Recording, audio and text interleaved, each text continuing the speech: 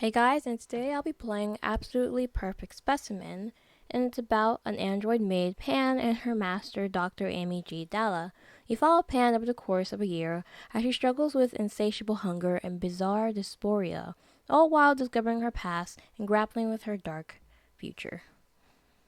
Let's start. April 1st. Good evening, diary. Okay. Well, this is my first entry in my brand new memory log. My name's Pan. I'm super totally cute android maid, built by the beautiful and oh so genius Dr. Amy G Dala.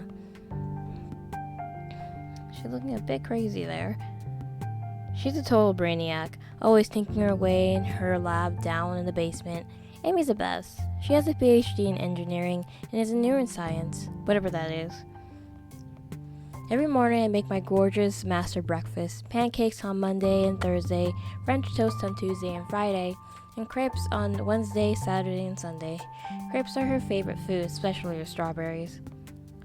Anyway, she installed this new memory system in my central processing unit yesterday, so now I get to save all my fun thoughts and memories in case something happens to my body. I started the day really nice and early, making Amy a big stack of pancakes. She really liked them. I spent the rest of the morning cleaning, and I tested every room. Master Amy's house is really big. I'm not even including the basement. There's a living room with a library of books, a kitchen, Amy's study, 2 bedrooms, and a garden. Luckily, I love cleaning up every inch of it. Just call me the dust buster. What's this? Her and I share this big old house with her pet, a little cutie named Maggot. I call him Max for short a lot of the time. They're a sweet little thing.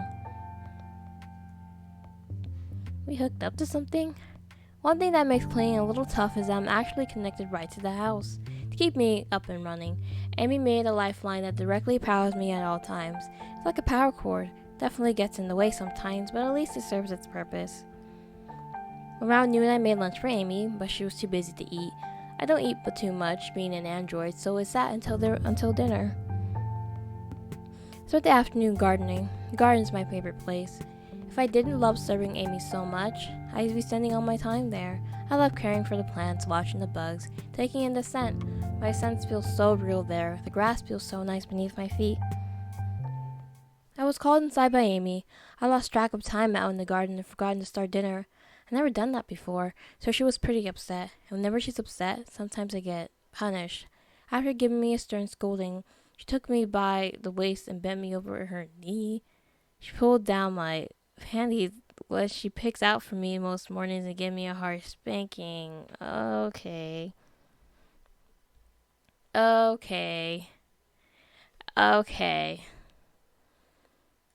First one always stings the most, almost down to my thighs. I've always been a glutton for punishment, though. For as long as I've existed, took her hard slaps. Oh. Okay. I wasn't expecting this. I didn't expect... I don't want to read through there. Okay. So it's like this.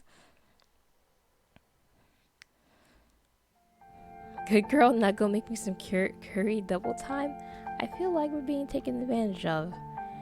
Yes, ma'am, I respond with eager glee. My legs were shaky, still tingling from my punishment, but I managed to get up and whip up a nice, yummy meal for her, which she heaps more delicious praise on me. I love her so much.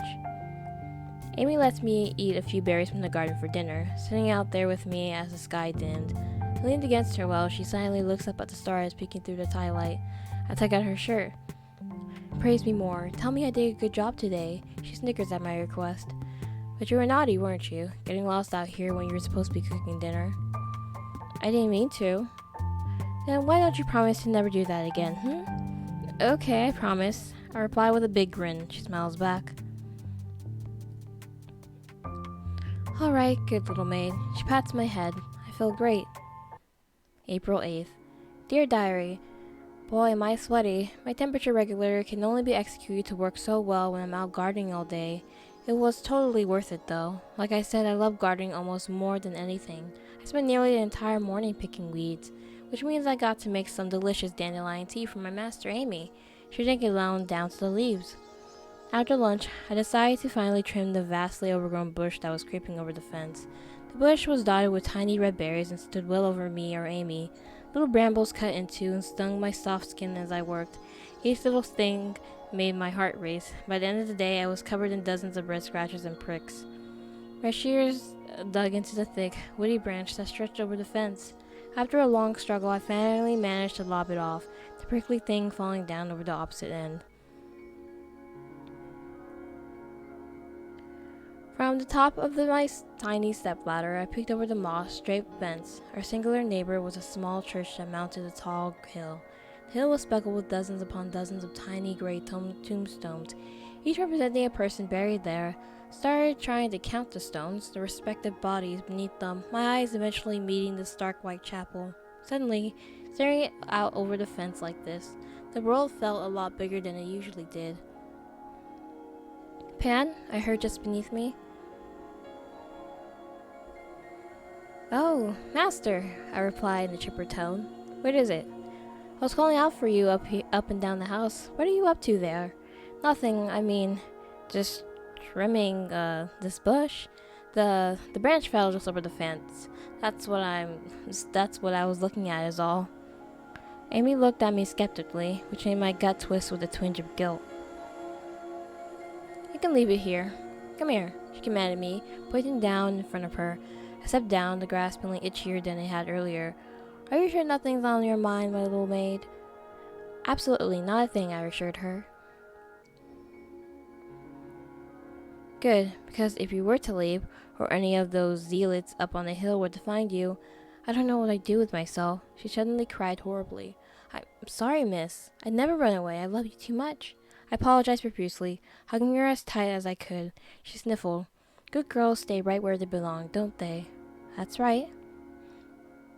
"I'm so sorry I lied, Master. I'll never forgive myself for daydreaming like that. I don't belong anywhere beyond this fence. I belong here, where I've always been." I had a berry dish for dinner. May 5th. Dear Diary. Didn't get the best sleep last night. I guess I had what you would call a dream last night. Some kind of looping image stuck in my head. Trapped witnessing it until I woke up. I'm sure it's recorded here in my memory somewhere. I'm not sure if I should tell Amy or not. I'm kind of scared. Guess if it gets any worse, I will, but I'm sure it's just a fluke. Today I decided I would get Amy's study really clean. Books tend to pile up during the winter. Doing research and being snowed in so often, Amy does a lot of reading and is always in too much of a rush to put them away. I started off by sorting all of the papers scattered around the floor and piles of books, all different notes and sketches of Amy's.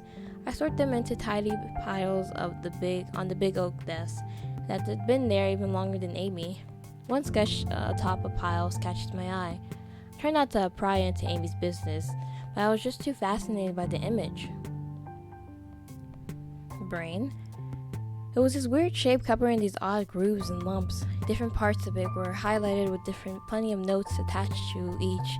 None of it meant anything to me. I feel like we're not actually a robot, but we're actually a human and she turned us into a robot.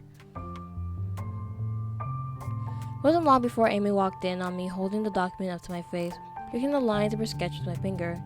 "What you got there?" she asked in a soft tone, pressing it behind me and looking over my shoulder. "What are your sketches? Will you tell me what this is?" She proceeded to push me up against the desk, taking my hands in hers and looking over the paper. "It's a brain, dummy." She slipped the paper from my hand and slid it aside, grinding against me.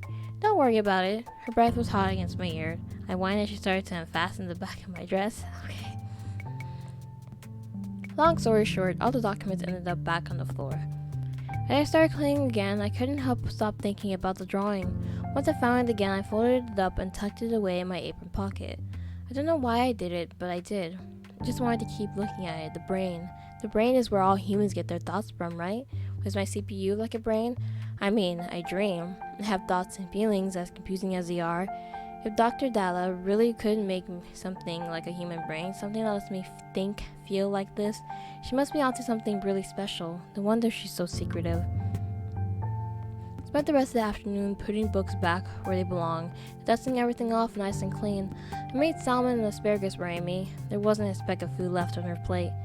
As for me, I ate a small piece of German chocolate cake, which Amy had ordered every Monday from the bakery all the way in town. It tasted special. June 2nd. It rained like cats and dogs today. I've never seen anything like it. I spent most of my day staring out at the garden, hoping my plants weren't getting battered too hard by the storm. Amy spent all day holed up in the basement doing her work. She said that since I was all caught up in housework, I could relax for the day. She's so sweet to me. Like I said, I spent most of my day watching the rain. I sat there with my legs crossed, fascinated by the violent weather. Maybe I should try to cover my plants, or at least tell them it's going to be okay. Felt like they had to be scared out of there. I would be, if that was the plan. So I went into the closet, grabbed some tarp, stakes, and rope, and stepped out into the pouring rain. Didn't want to ruin my dress or apron, so I was just out there naked. Desperately covered up the seasonal vegetables I planted along with the flower beds. I fought against the wind as I drove the stakes into the soil, dinging my thumb a couple of times. "What are you doing out there?" Amy screamed through the massive, loud downpour. "Get in here." There's a lot of nudity in this. I apologized profusely, dropping my hammer, running over to her, kicking up mud, and stumbling into the house past her. Could have been her, Pan. I just wanted to help my plants. She huffs. "They're just plants, Pan. Hearing this makes my heart hurt." I cling to her jacket instinctively and start crying. "You're just much more important than them. You're my life's work." I look up at her, tears stinging my eyes. "And I love you," she adds. "Let's take a bath." While we're soaking in the tub, my mind is a slurry of guilt and worry. Guilt over my misbehavior and worry over my garden. It was my work, my passion. I just wanted to make sure it was safe. But in doing so, I endangered myself, my master's work. It was stupid. I should have just stayed and watched the rain instead of caring so much. "I'm sorry, Amy. I'm sorry you always have to worry about me like this. It will never happen again." I cried more in the tub and nestled between Amy's legs, holding my own up to my chest. "It's okay," she hushed me, washing me off with her big, delicate hands. "Just don't do it again, okay?" I just cried more. It was so embarrassing, but I couldn't speak. I was so upset. I decided to skip dinner. June 3rd. I think something's wrong with me. Nothing felt right today. I hardly slept. Woke up all tangled in my lifeline after dreaming about this basement doorway all night. I knew what the basement was like, but the darkness that sat inside of it made my stomach churn with anxiety nonetheless. Fear crept up my body and paralyzed me until I woke up. It was so dark. After I made breakfast for Amy, she pulled me onto her lap and kissed me, but I didn't feel much of anything. I usually love kissing her, so I think I might be broken. I really should tell her about these dreams, these weird feelings, but I'm scared of upsetting her. What if she gets rid of me? What if she hates me because I don't work right? These thoughts raced through my head as she slipped her hand. Okay. Okay, they're getting into it. I really don't want to read this. Okay. Afterwards, I grabbed Amy's coat and looked up at her. "Will you walk me around the garden after I get all the tarps put away? You've just been so busy with work. I really miss you." "It's important work, my dear," she replied before tipping my chin up. "Tomorrow." I frowned up at her. "The garden isn't going anywhere, Pan. I promise," she added.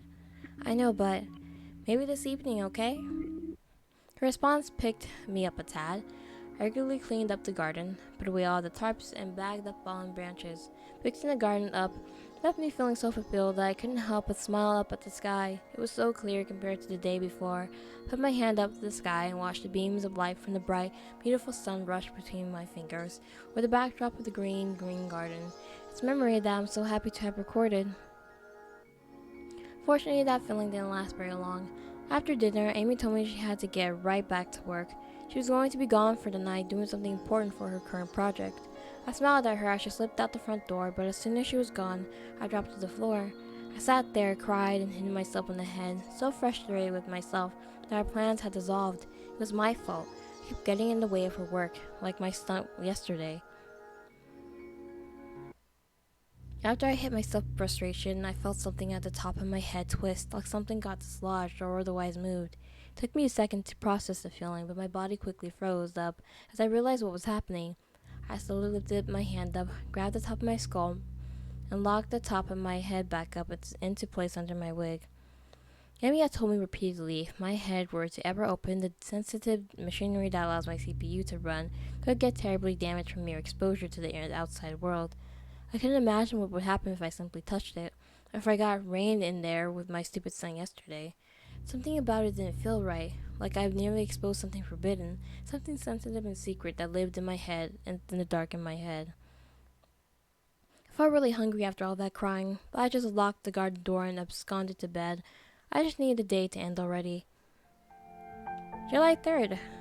Hello, diary. Right now I'm feeling pretty good. Despite the heat, despite how busy Amy has been, every couple of nights she comes home carrying these big styrofoam coolers. Sometimes these are long, lumpy bags that weigh a ton. She has me help her carry them down the stairs, but only to the basement hallway.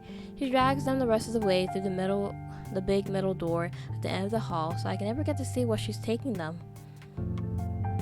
While I missed her, it means getting to spend less time cleaning and a lot more time gardening. I don't think the garden's ever been healthier while I've been here to see it. It brings me a real sense of pride seeing all my little plant babies bright and healthy and strong. I spent the morning setting up a trellis for tomatoes. It came out very nice. Around noon, I stepped inside to find the door to the basement hanging open. Amy, I called out down into the dark. Pan? She replied from behind me, causing me to jump up to shock and scream. Oh my gosh. I turned around, catching my breath. It's just me, Amy reassures me, pulling me into a hug. She apologizes and I assure her it was okay. I've always been easy to scare. For lunch, I cooked Amy some grilled fresh veggies from the garden to show her how well everything's been turning out. The whole time, she isn't the biggest fan of the greener side of the food pyramid. She loved how I got the zucchini nice and crisp, especially cutting away the nasty, slimy inner part. Still, she left a few bits and pieces on her plate and put them away for later since they would get pretty gnarly in the heat. Later in the evening, I did receive some sad news. Amy told me that she would be going away this coming weekend and would be leaving me to the lab by myself. I was to take extra care and not let dust gather and to keep things organized. She gave me special instructions in terms of Maggot's diet as well. While I was trying to keep a log of all my duties, I couldn't stop my hand from shaking. Tears fell from my eyes and onto my notepad as Amy listed off chore after chore, and after a few good attempts of sniffling back sniffles and whines, she turned around and noticed the disheveled mess I was. Pan, what's the matter? I fell to my knees and let the sobs slowly pour out of my face. I felt so pathetic for even crying in the first place, but I couldn't help it. Eventually, between sobs, I was able to mutter, "It's just not fair. You're always so busy, and it feels like you always come home super late and..." I sniffled and rubbed my eyes. "I just feel like I never get to see you. I only just recently got to show you how well the garden has been doing. I still haven't gotten to show you the olive branches and the tomatoes and the..." Pan. Amy's voice rang through my head like a bell. I still felt my tears trickle down my face, but I could no longer feel my chest shaking with sobs. She walked over to me, bent down to a squat to see me eye to eye, held my chin by her finger. As I looked up at her, I could see my reflection in her large yellow-tinted glasses. "You are my finest work, Pan. All of the efforts I make are in turn for you. I understand how you're feeling, and I'm truly sorry for my actions that have led to this isolation." She took both my hands into hers, and as she lifted her head forward, my reflection faded. All I could see was my master's bright, beautiful eyes. "But I need you to understand. I do all of this. Everything in this lab, I do this for you." My lip quivered a bit. I held back another waterfall of tears. What a kind soul my master has. I can imagine the toll her work takes on herself. For me to whine as if I'm the one truly suffering. I don't know what to think of myself. She took my hands and pulled me back up to my feet. I was shaky, and still holding back the waterworks. It wasn't long before I felt Amy's head softly make contact with mine, nuzzling our foreheads together. "I love you very much, Pan. We could do something special tonight, as long as you promise to be a good girl and do the chores promised this weekend." I wiped my face a bit with my arm and smiled back at Amy.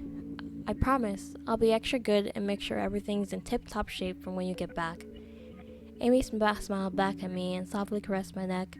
It was around then I was able to hear a soft rumbling outside the lab, which quickly grew into crackles and pops. I thought it must have been something dangerous. My master assured me that they were just fireworks for a holiday coming up. After a moment of thought, Amy had an idea. She took me by the hands to the garden. We sat between the fauna and watched these fireworks from afar. Sitting in the grass and leaning against her shoulder made me feel safe. As the fireworks grew in numbers and shifted and casted bright lights onto the garden, I could feel Amy's hand on my shoulder start to caress and massage me. From there, I felt her touch glide from my shoulder to my forearm to my hips, and eventually her fingers gliding around the waistband of my panties. She chose striped ones today, okay? Okay. Oh, well, that's nice for you. Oh, wait, they both wear the same glasses? Oh, no, they don't. As Amy pressed all my buttons and indulged in her work, I could only fixate on the distant lights emanating from beyond the hill. My body matched that of the rising climax of the fireworks, explosion of light and sound reflecting and reverberating through my chest and casting bright colors of green, blue, and purple, and gold all over across the garden, which have since been baked in the hot summer evening.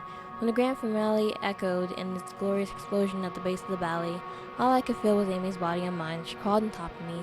Both of us were sweating from stale air. She sent me short-circuiting. Oh, okay. We lay there in the garden's grassy bed, and I could feel myself drift to sleep with the smell of smoke in my nostrils. For dinner, I had s'mores.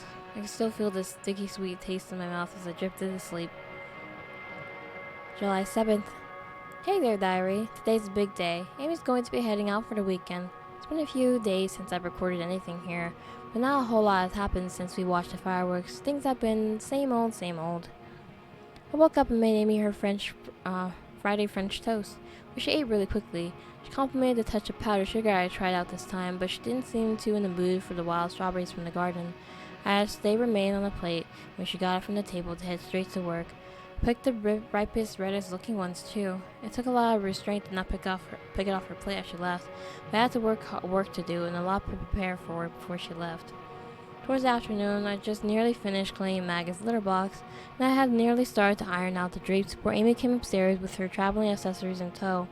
I had her bags already packed for her, and so she was able to pick them up quickly on her way to the front door. As she rolled her luggage across the hardwood floor, I tried to quietly approach from behind. I took steps towards her. Amy spoke. You still have the list of everything that needs to be kept up? Yes, I have it all here. Mopped the floors, back in the living room, ironed the... And Mag's feeding schedule? Yep, once in the morning with 2 cups of veggie and kibble, 3 cups of wet food, and a cup of veggie in the late afternoon, and a few snacks from the open bag of treats before it gets too dark. She turned her head and smiled at me as she adjusted the strap of her purse. I expect nothing less from such a good girl of mine. Good girl. Mine. Words like that never cease to send chills down my spine, from my head to my toes, whenever they find their way out of Master's lips. I know I'm alright. I know I'm doing what I need to do, but even still, for the last few days, I find myself conflicted about these chills. The time we spent in the garden together was so nice, so special. I feel like I'll always be accessing the beauty of that night from my memory banks for as long as I hold the charge. I can only replay so much, and how quickly things went back to mundane normality. I just felt confused and sad, and I knew, even if it was for a short while, I would be lonely. Amy turned around to head out of the door, and as soon as she did, I looked up from my mopey shoe watching in a startle. This was it. She was leaving. It would just be the lad, Maggot, and I. The lump in my throat nearly escaped into a wail, and I practically leapt forward to latch onto her. My love, my master, my Amy. Oh. Then I felt a tug in my neck. The lifeline, the deep red cord that connected me to the house, grew taut and left me on the tips of my toes, swung lightly as if on my axis. Amy just let it out, just out of reach, quickly turned around with an alert and startled expression. Pan! She caught me quickly in her arms, revealing the tension in the cord. She held me for a moment. Her arms were warm. It took that an effort to silently take in as much of her smell as I could. I nestled in my face into her shoulder and savored the scent. Don't you ever do something as risky as that again, she scolded suddenly. That cord comes unplugged. If you disconnect, it's just as bad, if not worse, than your CPU being exposed to the open. I'm serious. Heard every word, but I just kept holding her. I couldn't respond. I didn't want to let go. She pushed me off her and held me by my shoulders, looking me dead in my eyes. I'm serious. Okay, I'm sorry. Really sorry, Miss Dala. It won't ever happen again. I'll be careful. She held eye contact for a while, keeping a stern expression. After a while, she seemed to relax and held me by my face. She leaned in, kissed me tenderly, and I returned her touch. Did my best to savor every second, millisecond, microsecond, something I can hold on to in her absence. As our kiss concluded, she met my eyes again. I love you, Pan. I do all this for you, and I won't be long. I love you too, Master. She smiled, grabbed her suitcase, left out the door into the hallway that heads out of the lab. I waved goodbye and she smiled back before closing the door and locking it behind her. I stood staring at the door for a long while, longer than I should have. There were chores to do. Maggie nearly missed its lunch. There was upkeep that needed tending to, but I couldn't get myself to do it. I fell to my knees and my stupid face started its stupid waterworks. I felt so ashamed, felt so embarrassed. I knew that Amy would expect more of me, but I couldn't help it. I let the tears flow. I worked myself up and finally got things taken care of before it got too late. Working so quickly was strange, especially given I didn't have a cook for another person. I had Amy's leftover strawberries for dinner. July 8th. Hey diary. I'm doing alright, but there isn't a lot to say. The lab feels so still, so empty. I woke up a few minutes later than usual, despite the startup routines I usually have set up. On instinct, I started preparing the batter for crepes, but I realized I was making a little too much for one. I still had made 2 batches and saved the rest in the fridge. I did all the chores. I mopped, I swept, I ironed the sheets. I managed to carry all the laundry around.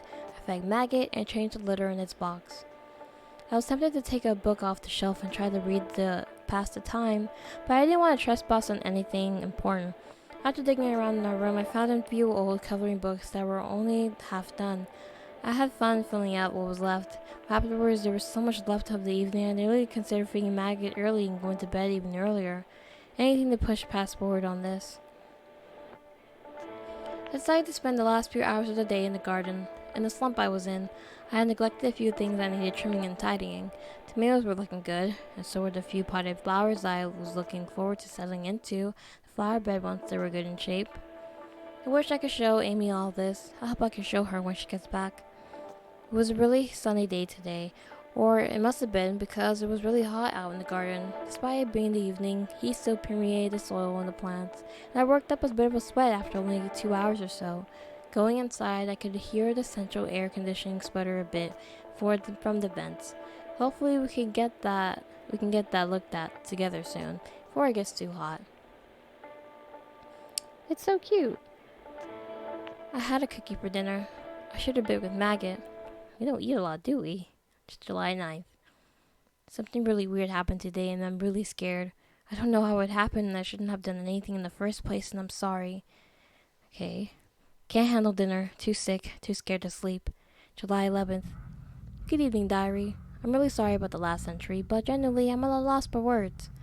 I had a really bad accident the other day and I was just trying to do something special for Amy. I tried going to the upper part of the lab on the 2nd floor. The rooms up there so rarely get a proper dusting or sweeping or anything like that. And she usually has to take care of things up there on her own. Normally, if I ever have to help her with matters up there, Amy adjusts the lifeline support so it reaches properly, and I thought I could do it myself, and I think it must have gotten caught on the railing or something. But what happened was I fell really hard, hit my head as the lifeline yanked me back down the upper staircase. I couldn't see for a moment. Everything was black, and everything was blurry, and I could barely hear Maggot barking in the distance as I came through. I rose up from the floor of the landing, wincing in pain as I tried to hold my forehead up and ease the pain. When my hand passed through into nothing, going inward into my head, I completely froze. If there was a mirror, I'm certain I would have seen myself turn completely white. When I hit the ground, my wig, Andrew's kangaroo hair, must have flown off and left my scalp exposed. There was nothing there, though. Where was my central processing unit? I knew I wasn't supposed to touch it, let alone have any air even make contact with it. Oh. Then I saw it. Not but a foot away from me was a wet, lumpy thing. I could barely comprehend it at first, the grooves, the almost jello-like state it was in. It looked like Maggot got sick on the floor, but I saw wires coming out of it. A tangle that led its way across the floor between it and I, and as I moved my head to figure out its source, I thought the cords moved with my head. It was then I recalled the document Amy showed me back in May, one of her sketches. In my panic, I pulled the drawing out from my dress pocket. I can remember how much I was shaking as I looked back and forth between the pile of mush on the floor and the detailed sketch. That thing.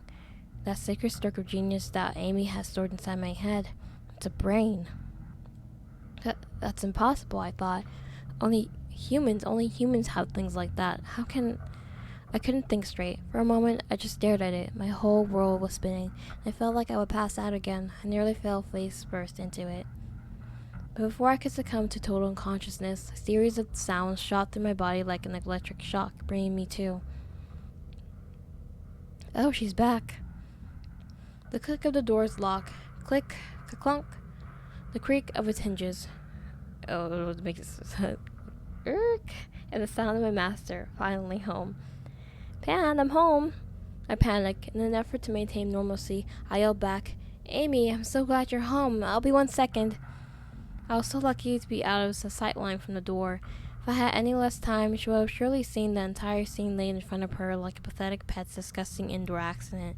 In a rush, I scooped the brain off the floor, did my best to endure the sensations that came from stuffing it in the cord and back into my head, twisting my head and the wig back on before anyone knew the wiser. I could hear Amy's footsteps as she started to look for the source of my voice. I did my best to act natural. Luckily, I had a duster in my hands when I toppled down the stairs and was able to run down to the foyer and act like I was in the middle of something when she arrived. Are you alright, my little maid? Thought you'd be waiting at the door. Did you fall behind in your chores? I fumbled to say anything. No, ma'am. I was able to take care of a lot of it, yes. And what has Maggot all stirred up? Looks like something scared him. You two aren't roughhousing, were you? No, I think it might have been from something falling in the kitchen. I must have. Pan, are you trying to go into my study? You know I need the help adjust your cord to go down there. I expect you to do it by yourself. It's fine. I'm okay. I put both my hands over my mouth in an effort to stop the words that already escaped. Never spoken and not turned to Amy, ever. I felt the regret wash over my body like a whole bucket of icy water. When I looked at Amy, she looked baffled, confused. I'm alright, I promise. I just wanted to get the bunnies around the second floor staircase. She continued to stare at me, befuddled. I couldn't tell if she was mad or not, let alone buying into any of this. I needed to do something to convince her things were alright. Quickly made my way to the kitchen and started to hastily prepare dinner for her. We made small talk, and things seemed to slowly drift from that confrontation. I think she bought it. Like I sort of said in my entry on the 9th, I didn't eat that night. How could I? Amy even offered the leftover crepe I had made for her, but when she handed it to me, I just snuck it back into the fridge. She went straight back into the basement anyway. She didn't see. Since that incident, I've had the most horrid vivid dreams I could think I've ever had. That night, I dreamt that I was back on the upper landing. The ground was a solid white so crystal clean that I could see the reflections of everything on it. Like an infinite mirror, I stared down the brain and watched it pulse and change color. When I looked further down, I could see my reflection, but I couldn't recognize myself. It wasn't like looking in a mirror normally. My face could change constantly, never looking the same way for more than a second. It truly didn't look like me, or really anyone else. As I knelt there, I could feel some kind of sickly red stream of liquid pour from my open head and onto the perfect floor. As the stream formed a puddle and pooled over to this twitching, pulsing, wrinkly mass across from me. It looked so alien.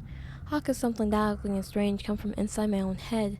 I feel myself sink into the crimson puddle that formed around me. Then I woke up. It was so hard to write this entry, but I can't get any of it out of my head. I'm confused and scared, and I want to ask Amy what's going on. But I don't want to upset her. I want to be a good girl for her. I want things to be normal. For dinner today, I had a fruit tart from the store. It didn't taste like much. July 30th. Woke up today unsure what my name was. I was so very close to asking Amy what it was, but I couldn't let her know. Can't let her know that I'm broken, that I'm defective, her masterpiece. What would that do to her? For her to know that her finest work is a broken piece of shit like me. I never used to say horrible, dirty words like that, but now they bubble up when I'm alone. I'm not supposed to know dirty words. I'm not supposed to know dirty things. I'm not supposed to know about the blood inside a human, or what a brain is, or about the words like damn and shit and that, and anger and starvation and sweat, and the stink that rises up from the basement, or the atmosphere of death that looms from the graveyard next door. I'm just a maid. I'm just supposed to be pretty and do what I'm told. That's all I want to do. I just want to be my master's obedient doll. I'm sure of it. Despite that, thoughts about a life outside this house do creep into my head. When that happens, I just hit myself in the head until I can't think anymore.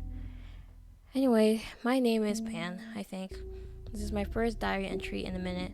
I'm afraid to report what I did, what I think. I'm afraid of what Amy, checking these logs and keeping my thoughts, knowing what I saw that day, knowing that I kept this from her. I miss how I felt before. I miss the comfort of ignorance. I miss the simple pleasure of just knowing. I've been so hungry lately. The fruits and desserts I'm allowed suddenly don't feel like enough. My stomach churns whenever I eat them. It makes me feel sick. I need more. I need substance. Today I made roast for Amy. She ordered a cut from the butcher down shop in town. As I cut into the meat, I began to sweat. I salivated, drooled, washed over my tongue. It began to devour the feeling as I cut through and cubed the meat. I wanted to lap up the thin red juice that spilled onto the knife and pulled onto the cutting board. I stared down at my open palm, still holding the knife in my opposite hand. I thought about what it'd be like to cut into myself, to strip the flesh from whatever lies beneath. Is it bone, metal, porcelain? Will I find blood if I cut just a little deeper? What do I taste like? July. I kept dreaming about someone named Nikki. I kept dreaming about being Nikki. Who the hell is Nikki? August 2nd. More weird dreams. I finally broke and told Amy that I was having these nightmares. Thankfully, she wasn't mad, but she was definitely concerned. Of course, I downplayed how frequently they'd been occurring and how upsetting they were, but she knew it was happening. She suggested checking to see if they appeared in my memory logs, to which I stayed dead quiet. Didn't know if it was a good idea to go with or against the idea, which would be better for me, but also less suspicious, so I just stood there and nodded. Ultimately, Amy decided she would poke around at my CPU and see if she could spot anything herself. The idea oddly excites me. It reminded me of where I belonged as Amy's pet project. Flesh or silicone, I was her doll. She could just decide to do things like that. Decide to open me up and poke around and make it so I wasn't broken or anything. Maybe this will fix everything. Maybe I won't be so hungry anymore. Maybe I'll be content inside, cleaning, cooking, smiling, getting used in every way, doing puzzles with my master, sleeping soundly in my comfy bed without waking up all sweaty and stressed out. For now, though, I'm still hungry. August 4th. Nothing has changed. In fact, I think things are worse. Oh. I felt so wonderful having Amy pop my head open and tinker with my brain. Couldn't feel it physically, but the knowledge that she held my entire self, CPU, brain, and otherwise, elated me. It was a weakness and vulnerability I enjoyed, slave to Amy, not to myself and my disgusting feelings. She poked and prodded and examined and tested me, my senses fluttering in and out, thoughts and memories sloshing around in and out of my consciousness like dark, briny water flooding the hull of a ship. I looked up at her, smiling, drooling, twitching. Feeling better? She asked, closing the hatch in my head and placing my wig back on top of it. I think so, I answered, clearly unsure. I was less hungry, at least, and my underwear was wet for the first time in a long time. Okay, it's a weird detail to add. Good. Let me know if that silly head of yours starts acting up again, and any weird dreams, stuff like that. She asked of me, crouching beside me and pinching my cheek, smiling. Got it? Yes, master, I replied, eagerness returning to my tone. Big grin on my face. Can't help but feel myself through my... Okay. Let me slap my hand to stop me. Hey now, Missy, did I say you could do that? I guess not, I replied thoughtfully. I just need you, I added to her delight. Aw, I suppose your recovery does call for celebration. Oh, okay. This is when things got bad again. She dragged me out of the dining room we'd been doing the operation in and shoved me onto the couch, to get me excited. As she pulled out my gown, I looked at my body, and a shock of unbearable pain shot through my mind. I was suddenly hyper aware of my body, simply the fact that it wasn't mine. My eyes glazed over my frail, pale body, my dainty hands and feet, smooth stomach, and my artificial joints and skin, and the hole between my legs. It was so alien to me, suddenly, all of it, but especially my lower part, which Amy was currently, yeah. I was playing excited, playing turned on, but truthfully I felt revolted. I felt like I was standing just outside my body. It was like watching someone violate a corpse, a mound of flesh without mind, a conscious, drowned in fog, lost to the world. All I could do was feel the late summer heat as our bodies, were together, sweat and stink filling the air. dripping over my fragile body like a melting wax. It'd been so hot out, and Amy hasn't showered in ages. Smell stung my nose. Was this all we were? Disgusting, smelly, filthy bodies. Tears filled my eyes. I was forced back into my body by the sensory nightmares I was in, and able to ignore it.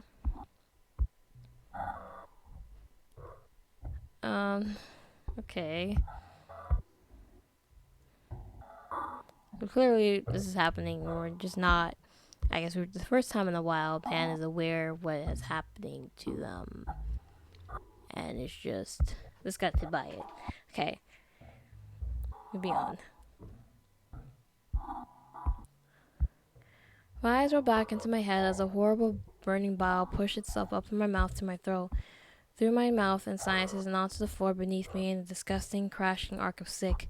The vomitus dripped from my mouth onto the couch and the aged wood floor, stinging my nose as I desperately sniffled and attempted to catch my breath. The puddle swam with the bright, warm remains of pastry and fruit and icing and stomach bile. I slumped over the arm, and the warm sick covering my tiny chest as I heaved for fresh air. Amy doesn't know if I should eat anymore. December 4th. There was a huge storm last night, and I woke up to find the garden half destroyed. The storm had wrecked the fence and a bunch of flowers, half buried the olive tree, and knocked over the tomato trellis. I felt broken. I just stood there and stared at my work, destroyed, Amy holding on to me from behind as I held my face and cried horribly. Oh no. What am I going to do? I sobbed. You can always build it back up, Pan. It's not going anywhere, Amy tried to reassure me. Just so it can be destroyed again, I snapped back. Why would I even bothered? Why should I? I thought you loved your garden, Amy asked, voice full of doubt. Doubt that stung my heart. I do, but I just don't. I don't know if I can fix this, I replied, staring out at the heaps of mud and rocks that torn through my precious garden. Pan, are you okay? The question struck a pang of fear straight through my head, and I froze where I stood. Amy turned to me and asked me again, "Are you okay?" What she was really asking me was if I was broken, if she needed to throw me out. I knew it. Shouldn't have acted like this, and she knows it. She knows my programming is flawed and that I'm just another project to scrap. I deserve it. I deserve to be taken apart, scrapped for parts, to have my brain and eyes plucked from my head, and dropped in formaldehyde, to live as a Saki on my dusty shelf until this building collapses in on itself into a pile of worthless rubble. Of course I am. It's okay if you're not, or haven't been. I should need to know. She cut my cheeks and tilted my vision up to her. I'm not broken, I replied tearfully, frowning up at her.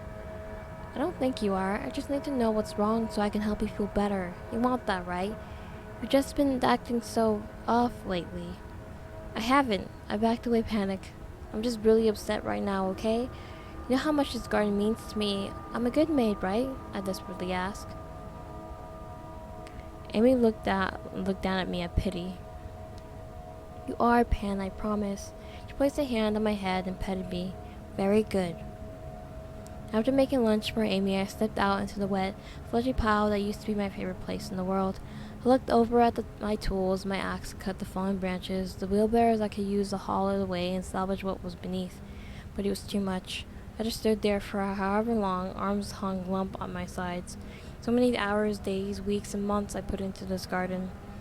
I just couldn't bring myself to do anything. I wished I could just go back to bed and forget all about it. Just wake up the next day before and do something differently. Why am I like this? I asked myself. My body felt so heavy. I felt immovable, worthless like a weight. No amount of tinkering could fix my brain. It's flesh. It's unchangeable.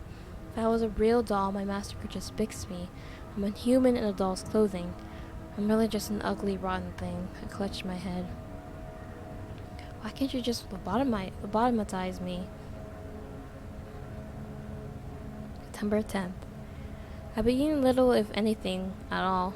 After that night, I've been too afraid to eat much at all. Amy assures me I don't need to. The lifeline in my neck provides me enough power for me to live off of. I don't know if that's true or true, though. I've become so sluggish and my head so cloudy. I can hardly focus on even the most simple tasks without daydreaming or just staring ahead like a zombie. I keep having these dreams and hard-to-grasp memories about living as someone just completely other than myself. I can only assume it's who I was before I was Pan. The thought of which alone fills me with horrible anxiety. Just couldn't imagine having a whole life before this, but it only makes sense, as hard as it is to accept. Nikki, the name echoes through my body every day and night. Who was he? She? Me?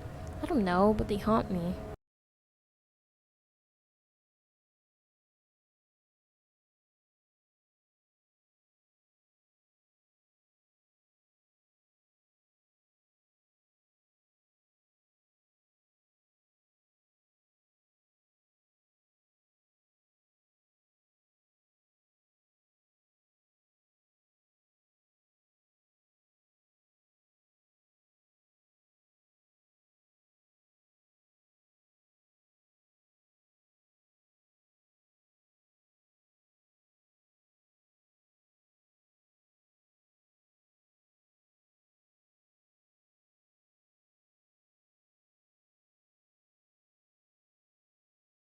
December 26th. When having more awful daydreams, fantasies about leaving the house, I was finally rummaging through the debris that used to be my garden. Desperate for my happy place back.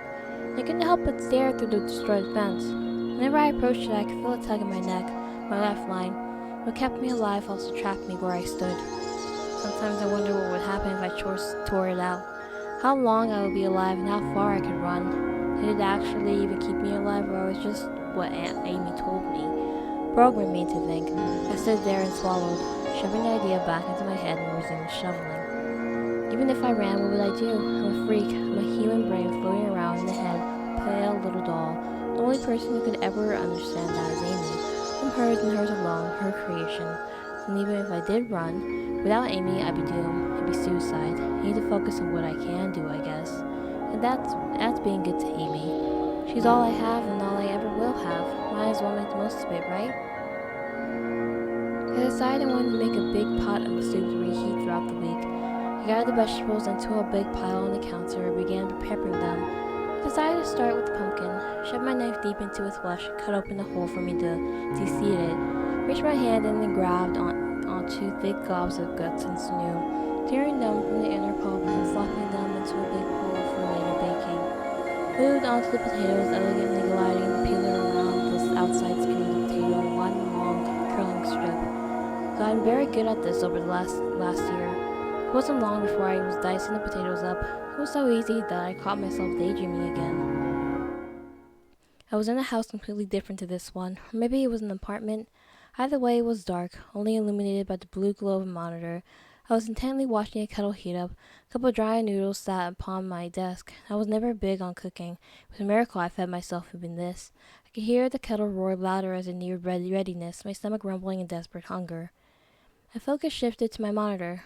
I'd been messaging someone, but when I tried to focus on the words, it grew blurry and seemed to shift my vision. All I could make out was a name, Amy. As the kettle beeped, declaring its readiness, I woke at the kitchen counter. My knife was pressed against my thumb, ready to cut straight through it, but I had so desired. My hand suddenly shook and I dropped the knife, stumbling back and against Amy. Amy! Pan, she replied, turning me around. Were you zoning out again? No, I was just thinking about what I should do prepare next, the onions or the carrots. She looked skeptical, as she often did lately. She pressed a hand against my forehead. You're running hot. Maybe the summer heat messed up your heat regulator? She wondered, genuine worry in her voice. That must be it. That must be why I felt so weird. Maybe I just imagined everything in a sick haze, right? Right. That could be it. You should take a look at it, I replied eagerly. Like, right now. But what about your, soup? She asked, looking over my head at the counter at the prepped ingredients. It could take a while to tune you up, love. I don't want your work to go to waste. I looked up at her with the saddest, most pleading look I could muster. Okay, you really don't feel too well, huh? I shook my head. All right, you know the drill. Lay down the tarp in the dining room, okay? Okay, I replied, running off, nearly tripping over my lifeline. Just relax, I'll take care of you. Amy cooed, petting the top of my head. I looked eagerly at the tarp, draped dining table, doing my best to relax my body. It was all about to be over. The solution was so simple. I was just a little sick, and Amy was going to clear it all up. She laid out her surgical instruments, the tools with which she would heal my broken body and mind. Pay me no mind, she asked gently. Just keep looking up, okay? Okay, I answered, sweet, simple and sweet, ready as could be. All right, good girl. She praised me as she raised the scalpel to the air, bringing it down upon my exposed tummy, the edge sliding then to my pale, artificial flesh. She elegantly pulled her hand back, the blade glided down my waist and forming a long open seam down my stomach. She curled her fingers into me and opened me up, keeping me open with large metal retractors. The cold air tickled my insides. Just going to get these out of the way, she commented as her gloved hands reached into me, grabbing a hold of my rubbery organs and long, spiraling guts. Soon enough, almost everything inside of me was now outside of me. Artificial guts, humming mechanical components, and tangled cables and wires soaked in watery red fluid. Her heat regulator is back here, against her spine. She unscrewed a miniature hack on the component, reaching a delicate metal tool into it and poking around. My head grew dizzier the longer I was open. My breathing turned heavier and more deliberate as I tried to maintain my composure. It didn't hurt, but it felt so odd being taken apart like this. This kind of vulnerability had gradually become scary over time. Something that once felt like an intimate, sacred ritual has slowly reverted into a place of fear. Please hurry, I begged. I don't want to be sick anymore. As Amy finished adjusting my regulator, I slipped out of consciousness, seemed to wake up in the dark. I squirmed around in a panic, trying to feel forward with my hands, only to be met with the inside of whatever had surrounded me. I tried to make myself calm and calm down and fully process my surroundings. I felt around and found the edges of my enclosure, feeling the inside of the long metal zipper I had broken inside a body bag. I managed to pull open the zipper, pulling it down the length of the bag and sitting up. I was in a room that was nearly as dark as the inside of the bag, elevated on some sort of table. I swiveled on the seat on my butt and hung my lungs over what turned out to be a gurney. Catching my breath, I looked down and was met with another body that wasn't mine. It was much more filled in, with a large masculine chest and big hands. I held them forward and inspected them from every angle. Despite the unfamiliarity, it almost felt like home, like I had just gotten back from a long vacation. I hopped off the gurney and cautiously stepped through a large metal door and into the accompanying hallway, lined with similar metal vaults. It was old, shadowy, dusty. Slowly I stepped towards the opposite end of the hall, where a long flight of stairs waited for me. Piloted my new body up the stairs towards the light that peeked through the upper doorway, shielding my eyes from the harsh and unfamiliar light. Once I reached the top of the stairs, I shot back up. I was back on the dining room table. I was Pan again. Apparently, I slipped out of consciousness for just under a minute. Amy had to lay me back down because all my organs were still hanging out of my open stomach. October 14th. Today was a long day. Felt like I hadn't felt such a rush of strange and contradictory emotions since the day my brain fell out of my head. Amy took me out on a date. She greeted me this morning with a huge surprise, a battery pack that can keep me going for hours. She dragged me back into my room and together we picked out an outfit for the occasion. Those days I wore simple dresses and stockings, or my big puffy Maid outfit. I don't mind either. In fact, the outfit made me feel very cute. But I was most happy when I was allowed to a simple outfit that didn't require so many buttons and laces and such. Oh, we look adorable. Landed on the flowy sundress and the cute white brim hat. Amy said I looked cute as a button. That made me smile. We loaded into Amy's squadrous compact car. It leaned drastically as I stepped in, Amy holding the door open for me. Looked excitedly felt around the dashboard and the buttons that adorned the radio, playing with the crank that raised and lowered the window. Amy watched me with delight. The car revved to life and we made our way down the long gravel driveway and onto the dirt road that would eventually bring us to town. The road was laden with bumpy bumps and putts that made the whole car shake like it was going to fall apart. I held onto the handle attached to the roof of the car for my whole ride. I could practically feel my brain rattling inside. As we entered town, finally touching down on the properly paved road, I couldn't help but smile.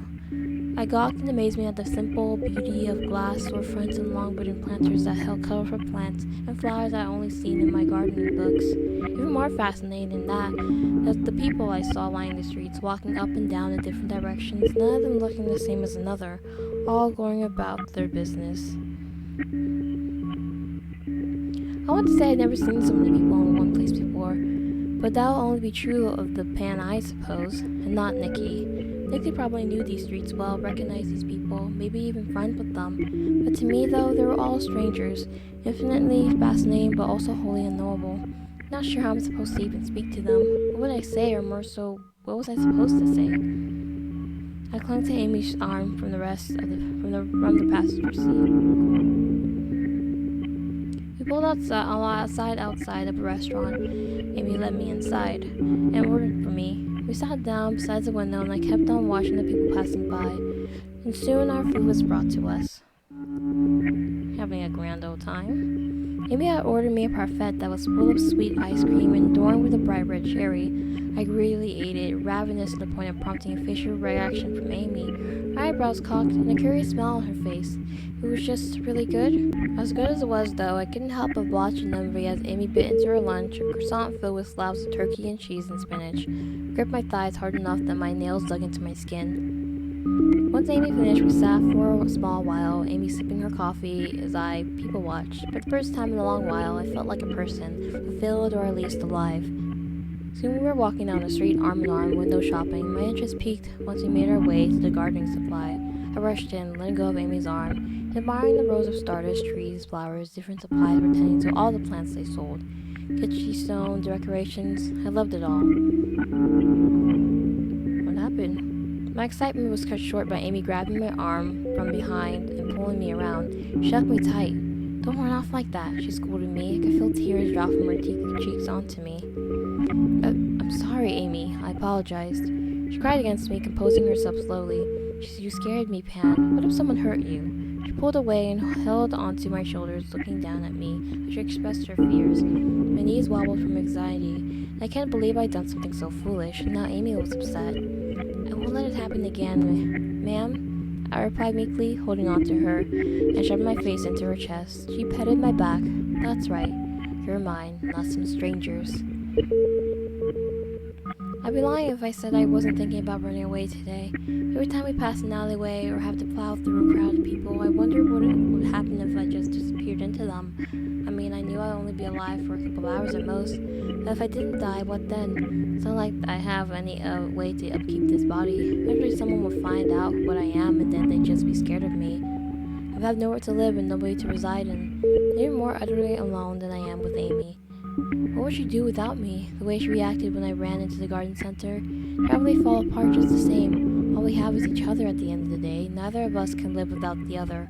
Work and creator, maid and master. We drove home as the sun set. The horizon danced with vivid orange hues as the dark blue of the night emerged. I stared out at the window. The cooling breeze of night felt refreshing on my skin. "So, did you have fun?" Amy asked as we pulled into the driveway. "Of course," I replied, voice brimming with enthusiasm and joy. I turned to her and grabbed her jacket. "Never had so much fun." I went on and on. I'd never seen so many people. It was scary, but it was exciting. I wanted to do it again as soon as possible. "Thank you, Amy." I thanked her and hugged her tight. She held me across the console, running her fingers through my hair. "Of course, my dear." She heeled me to her bosom and rocked me gently. "Thank you," I added one more time. As we settled back in, I started preparing for dinner. All I could think about was how grateful I was for the experience I had. That gratitude was gradually replaced by a creeping realization. The realization that I was only so grateful to get out of the house because I'd been trapped here in the first place. Whether or not Amy meant to trap me here, she had by putting me in this body. Whether I wanted it in the first place or not, it didn't change the fact that a part of me wanted to leave now and couldn't. Did I really have anything to be grateful for? I looked down from the counter to find Maggot staring up at me, expectantly. I cut a piece of fat from the steak I'd been paring and held it to him. Couldn't help but be envious as he suckled the wet fat from my fingers. His dead eyes filled with some kind of elation. Wiped my hand off with a towel and patted his head before he stumbled off. I laid awake well into the morning, tossing and turning in my tiny bed as my feelings tangled themselves into a knot. Gratitude and petty anger fighting each other in an endless battle in my head, my stomach churning as I wept into my pillow. November 18th. Winter is creeping in early. I've been fluctuating between frigid coldness and running broiling hot, which makes getting work around the house done difficult. In that regard, I should be grateful that Amy has been so busy in the basement, but I really miss her. So I haven't gone back out since with that date a couple weeks back. She does all her work she does for my sake. I'm really trying to believe her. I've also been trying to get the garden back in reasonable condition before the earth turns too cold, hard and cold. Mag's been sweet and keeping me busy a lot more lately. It must be lonely with how busy Amy has been. I definitely appreciate the attention, even if half the time he's just begging for treats. I still haven't been eating as much as I guess I should. Amy is worried it will only make me feel worse. Ever since that time I threw up, I see where she's coming from. The lifeline is all I should need to keep going. My hunger has never felt this deep. Anytime I prepare food for Amy, my stomach churns and twists and my hands shake. It's just unbearable. It's been making her more vegetarian. I'm making her more vegetarian dishes at least. The smell of red meat really drives me crazy. Sleeping has just been as hard as anything else right now. I've asked to sleep with Amy, but I guess she just sleeps at her workbench these days. November 25th. It's already snowing. I spent so much of today just watching the snow from the window. It's beautiful, especially the way it glows in the moonlight at night. It also just makes me feel all the more trapped. Can't tend to the garden. So what do I do with myself? I read through all of my books already. Even if I could even focus on reading right now anyways. I just wander around my house watching the snow, barely remembering to feed either Amy or Maggot. Each moment blending together in a hazy blur. God, I hope this isn't all there is left of my life. Wandering around the dusty old house, slowly falling apart and losing my sanity. Honestly, crushing to think about. I think I'm just going to die like this. I have to. I can barely stand, let alone cook or clean. I've decided I'm just going to ask Amy what she's working on. She has to realize just how poorly I'm doing. She can't just let me die. She can't. November 26th. I talked to Amy, but honestly, I don't remember the conversation. Today was a blur. I think she said something about a new body. Great, just great. Okay, we look different. Lately, I've been trying to focus more and more on remembering my past life. I've dreamt about being Nikki so much. It's like I have one foot stuck in the past at all times. Every time my mind wanders, I find myself in his apartment, my apartment, looking over my collections of dolls and little pony toys, messaging my friends, messaging Amy, telling her my hopes and desires and things I wouldn't tell anyone else. Even just the thought of being back in that body fills me with warmth I didn't feel when I actually lived in it. The big hands, the flat chest, the large frame. It was in such stark contrast to the body I'm in now. As comforting as that body feels in my dreams, I really don't know if I should feel about it. If I reach back far enough to fully visualize it, an odd feeling of relief washes over me, mixed with nauseating anxiety. Such an odd feeling to describe. I think this body, this image of myself, was imposed on me by others like me, telling me what they wanted was what I needed. I'd never be seen as a girl in the body I was given at birth. I think that's what brought me to Amy. She had the solution. She had the perfect body for me.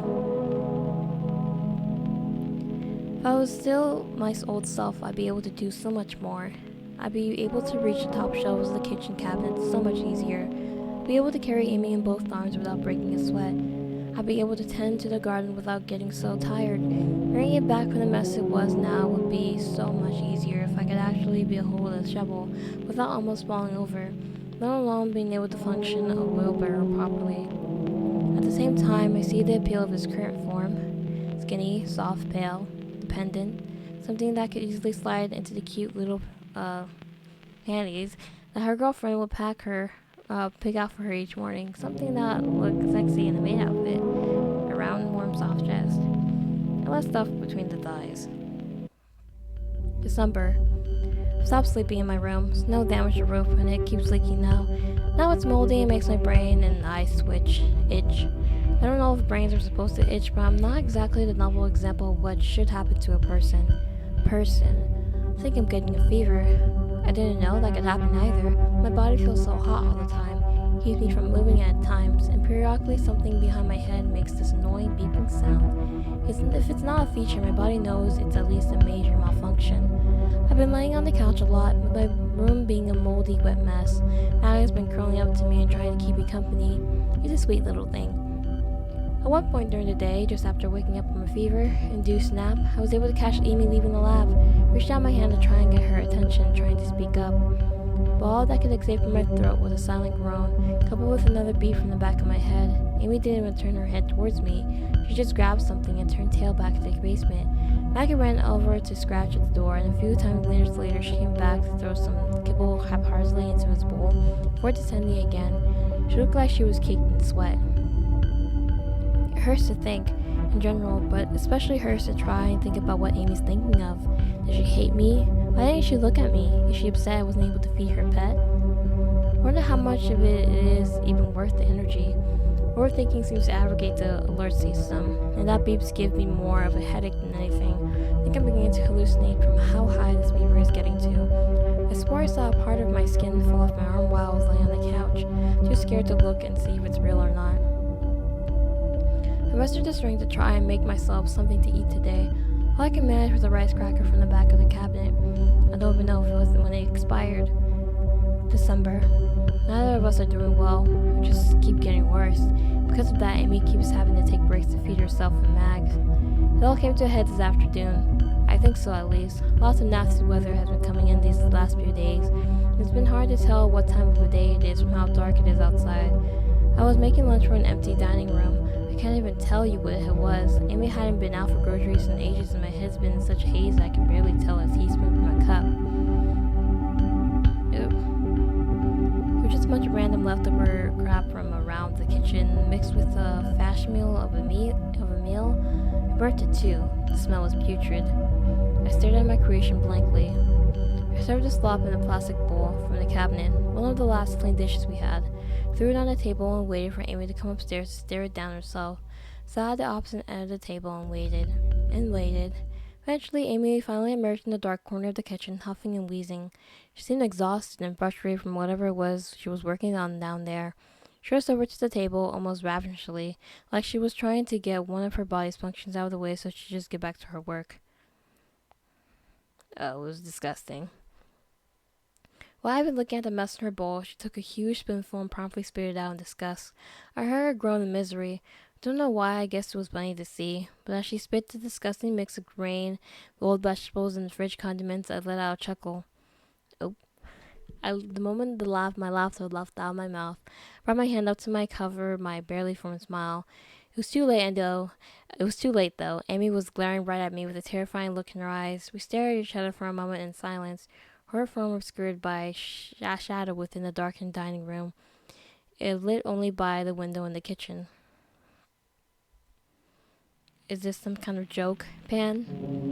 If I could have said something, I'd feel like I might have said something along the lines of yes, or what do you mean? But I couldn't say anything. I felt like I was frozen. Amy had never sworn at me or spoken in that tone. She slammed her fist onto the table, shaking the bowl and the spare silverware next to it. I said, is this some kind of joke? I finally was able to stutter out a meek response. No, Amy. What is this, Pan? Do you know how much I'm doing now there, day in and day out?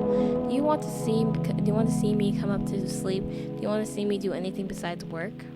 I remained frozen in place. You look crazy. Pan, do you have any idea of the lengths at which I go for you? The materials I need, the hours of work that I put in, the program you need to be able to do. At least understand that, didn't I? But for me to come up here, deprive myself from work to meet my own basic needs, to be met with this shit? I remained frozen. I could only stare blankly at Amy while she continued to rant and rave, watching her face turn red and spit fly from her mouth. I could only think about the last few weeks here. What is wrong with you, Pan? What is happening to you to have you treat your master this way? I only think about the state of despair my room is in, robbing me of sleep and rest. I can only think about how I was lying on the couch moaning in pain, my own body aware of the overheating it's been experiencing and begging for a salve. I can only think about my body and the continued disgust I felt towards it. I can only think about my dreams, about Nikki. I can only think about the garden. She continued to scream and go on about nothing. I wasn't listening. I stood up from my seat, marched towards her as she went on her tirade about my impetitude as a maid and other such frustrations. Oh, she slapped her. That's what she gets. We were finally face to face. I smacked her. I held my cold stare as she adjusted herself to look back at me. I see the marks I left across her cheek. I tried to savor the sting in my hand, but something was off. I couldn't feel the skin in my hand. And when I tried to move my fingers, Watched Amy's focus move from my eyes to my arm, and I saw her beet red face turn pale white in a near instant. She let out a gasp and began to look haphazardly around. Where did it go? Pan, stay perfectly still, please. Oh. Her hand flew off. When I came to, I was lying on the couch again, but I had a soft pillow from my room under my head, and a nice pair of sheets from the linen closet. A trail of blood led itself from the dining room to the couch. Amy must have carried me and tucked me in. I raised the sheet and looked for my hand. What met my gaze was a metallic skeleton of my digits, fleshless and bare. I could move it just as normal, but once again my body had become something it wasn't. I felt more sick than ever. On the side table near the couch, as a cup of water wet with condensation, and a piece of paper, a note from Amy. Dear Pan, I'm sorry, I should have never let it get to this point. I fixed your arm temporarily so that you could still function with your dominant hand. I'll have a solution ready soon. I'll be able to fix you. I love you, Amy D. Gala. As I finished the note, I crumbled into a ball and wept. Even after all that, Amy still wants anything to do with me. After all the trouble I've caused her, you could still say she loves me. What good am I as a maid if I can't even cook a basic meal or care for a pet? If I was Amy, I would hate me, cut my losses, and just kill me if I had a chance. Stare at my metallic skeletal hand for what felt like hours. I watched my digits bend and fold in silence, save for the ever-persistent beat from my overheating skull. It's almost unbearable now. I didn't eat dinner. I just wanted to sleep. The snow was so cold against my scarred, bloody skin. Stare up into the flurry of snow, the gray, infinite mass of sky hanging above me. My chest heaved with its final breaths. Cold tears welled in my eyes. I savored the taste and warmth of her blood in the crevices of my mouth, licking my lips, and I feel so full and so empty as the day flashes through my head over and over. This morning she found me dying. I was slumped over the couch, maggot nudging my exposed skeletal hand. I looked up into her worried eyes. She crouched beside me. Oh, Pan, she cried. It's going to be okay, you'll be alright? She tried to assure me through sobs. She lifted me off the couch and my body slumped weakly in her arms. I'm going to show you your new body. Are you excited? It'll be all better.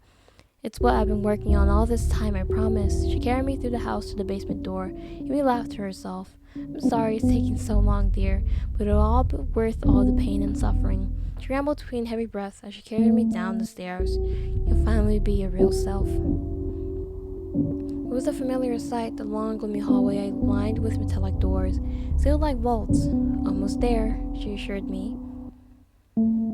The door at the end of the hallway was ajar, propped open by a jar formaldehyde with some indistinct lumps floating within. She opened it with the rest of the way with her foot, carrying me in and bumping my head on the metal door frame. Gripped my head in retaliation and let out a small whimper. Amy was too fixated to notice my whines or the sharp ting on my hand colliding with my frame.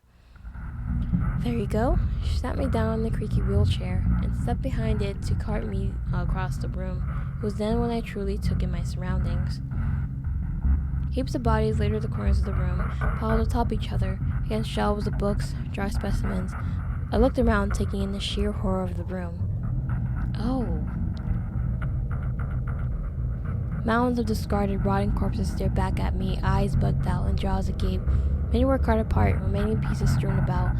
I almost felt sicker than I already was, but it was so hard to feel anything but numb at this point. Here we are, she excitedly exclaimed, wheeling me a couple feet from a wall with a large obscured shape leaned against it. Like magnum opus, your dream body took so many retries and revisions and scrap models to get it all right, but I think it's perfect. She stood beside it, bowing proudly, breath heavy with excitement and exhaustion. Here you go, Pan, the real you. She grabbed the sheet, obscuring the figure, tearing it away and revealing it to me, what she was going to turn me into. What I saw scared me. A multitude of faces stitched together into a doll-like proportions, different scalps held together by glue to achieve an imperfective blonde hairpiece. The body's anatomy was distorted, hastily stitched together. Nothing about it looked right, nothing about it looked human. It was a mulligan formed from bits and pieces of dozens of victims. What I saw represented so many deaths, so much life lost, so many desecrated bodies torn to pieces and stitched back together into what stood before me. Sad, empty sockets stared back at me rather than eyes, sat within a face that wore neither a smile nor a frown. I clutched my head with my remained hand and cried into my lap. Emma rushed to me. Pan? Pan, what's wrong? She placed a gentle hand upon my shoulder, which I shrugged off with a huff. What do you think's wrong? This is... I sobbed and wailed and patted my fist against my thigh. I don't understand. Isn't this what you wanted, Pan? Why in the world are you upset? Isn't this what we talked about back then? About what you really wanted to be? This is your dream body. You finally get to be a real girl. I looked up at her and wiped my tears into my arms. I'm not a girl like this, Amy. I'm just a doll. There are things I wanted to change about my body, yes. But I think I really just wanted people to see me as a girl more than I wanted to look or act like a girl was supposed to. I only wanted to be small and demure and submissive because that's what I was supposed to want. I was supposed to become quiet and still and half my size, because people can't accept a girl like me who isn't. I could have been a beautiful girl just the way I was. Amy stared at me, mouth agape, fear of fear and disgust on her face. She backed away from me. Nikki wanted this. You wanted this. You wanted to be my doll. Her face shifted to a sad smile. Right? I clutched the arms of my wheelchair, sweating profusely. Now, please be a good girl and sit still. I'm sure you'll feel much better about all this once your brain is fit snuggling in its perfect new body. My breathing hurried as she stepped towards me, that unnerving smile still spread across her face. I had to get out of here. I was not going to become that thing on the wall. If I couldn't be myself, I'd rather just die. So it was at that moment I decided to run. I ripped a lifeline from my neck, ripping it with all my desperate strength, and pulling as hard as I could. It hissed as it was torn from me, sparks of electricity and a flurry of blood gushing from it as I breathed myself. As Amy stared in shock, I shot from the wheelchair and bolted out of the room with all my might, nearly tripping on the stairs, bare limbs that led into the room. I stumbled down the hall, fighting nausea as I desperately made for the stairs at the end of the dark passage. Amy slipped and stumbled as she chased me up the stairs, the gaping hole in my neck spilling nasty fluid all over the stairs as I scaled them. By the time I reached the top, I was practically seeing double, lightheadedness swallowing up my perception. I struggled across the house, covered in my own red ick. Leaning against the wall as I tried to reach the door, hunger and sickness and disgust churned around in my broken head. I was finally falling apart, truly broken. My ankle slipped, sending me flying to the ground with hard thud. As I struggled to catch my breath, Amy breached the top of the stairs and stumbled over to me. She looked haggard, slumped over and crying sad, covered in my blood. Please, Pan, you'll be so happy, she cried. I know you will. Please just be good and let me do this for you. No, I screamed, rolling onto my back, holding out my arms as she fell down onto me. She shrouded my stomach as I squirmed under her. I felt my arms desperately slapping her, my bony hands slashing her face. She grabbed my wrist, skeletal wrist. Please don't hurt me like that. Get off of me, I'm going to die either way. I sobbed back, my senses only growing more weak the longer I was disconnected from the lifeline. Just let me die. I'll save you, Pan. Please, please let me help you. She suddenly pulled out a screwdriver to open my head with. I'll get your brain in your new body and you'll be all better. As she reached for my head, I panicked. My instincts kicked in once more and I tried to wrestle the tool from her. I writhed under her, the two of us grunting, letting out cries of anguish. An exhausted effort as we wrestled with each other for the screwdriver. What are you doing? I finally managed to steal it from her, finally stabbing at her face to get her off me. I managed to thrust the tool straight into her eye. She crumbled to my side, screaming in pain. She bled and cried horribly, and all I could think to do was to crawl onto her and raise the weapon up, bringing it down to her chest and... I watched her recoil, her eyes opening wide through the blood pouring out from her socket, down her cheeks. It felt like my body had been completely taken over. I watched as I drove the screwdriver into her repeated leaf, grunting and crying as the metal tool sunk into her body with each thrust. Nikki was beautiful, skunk, and strong, crack. She loved her dolls, ran animals, and stupid video games. I punctuated every statement with another wild stab. Nikki was a perfect girl that way. She didn't need to become your tiny plaything. I cried and argued with her own body. couldn't feel her move or struggle under me anymore. She slowed with a violent plunge. With a final howl, I lunged the end of the tool against her sternum and felt it snap into two. With the sound of the flimsy screwdriver giving away, I felt like I had finally snapped out of the spell. I looked down to Amy's bloody body beneath me. Her chest was littered with wounds, and I could see it slowly rise and fall as she attempted to take in what little air she could. I could hear her wheezing, breath escape from her throat, as if she had been overtaken by some winter flu. She was a dying animal. I couldn't feel her breath anymore. I sat back on top of her. I adjusted my wig and tried to desperately compose myself. My hair wild and messy with blood. I looked over at Amy's gory, lifeless corpse, wondering if she understood what it might have gone wrong in her final moments. What thoughts raced through her head as I brought an end to our lives together? I wonder if she regretted anything, or felt any resentment towards me. Thought sent me into an even deeper sadness. But it didn't matter, because Amy was gone, and so was Nikki. There was no going back to the way things were. As I looked over Amy's body once more, all my emotions raced together like a swarm, and I couldn't pinpoint how exactly it felt. There was only one thing I knew for sure in that hazy, light-headed moment. I was hungry. With a sharp, exposed skeletal hand, I reached into one of the wider wounds the screwdriver left inside her chest. Split her open down the middle, exposing the inside of her chest to me. Her scent was overwhelmingly intoxicating, fresh meat wet with warm, fresh blood. It was everything I'd ever wanted. I'd never been more hungry than I was right then. Months of starvation led to this moment. I plunged my heavy metal claw into her open chest and pulled the barely beating heart from her chest. Veins and arteries broke and spilled blood onto the walls and across my chest as I tore it from her. Ravenously, I bit into the tender, red flesh, tearing and chewing until all that was left was a saguine mess dripping from my face and hands. The way her heart burst like a juicy, ripe fruit in my mouth sent chills down my spine. The gushes of blood mixed so perfectly with the tears that streamed down my face. It was the greatest meal I've ever had. It was better than any dessert, better than any depraved, anything, better than anything. I stared down at that filthy, bloody hands and I couldn't stop crying.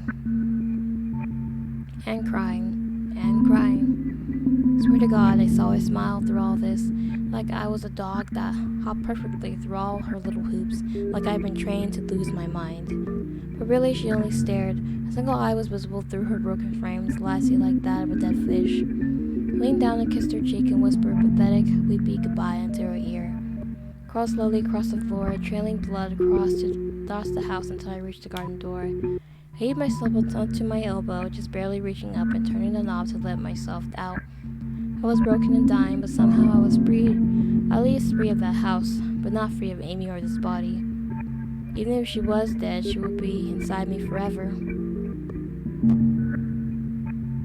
As I laid in the snow, I felt a shaking, terrified maggot crawl over to me and curl into the crevice of my arm. It was warm, and I can hear him whine. "I'm sorry, little guy." I managed to stutter out, placed my other hand over him in an effort to shield him from the cold.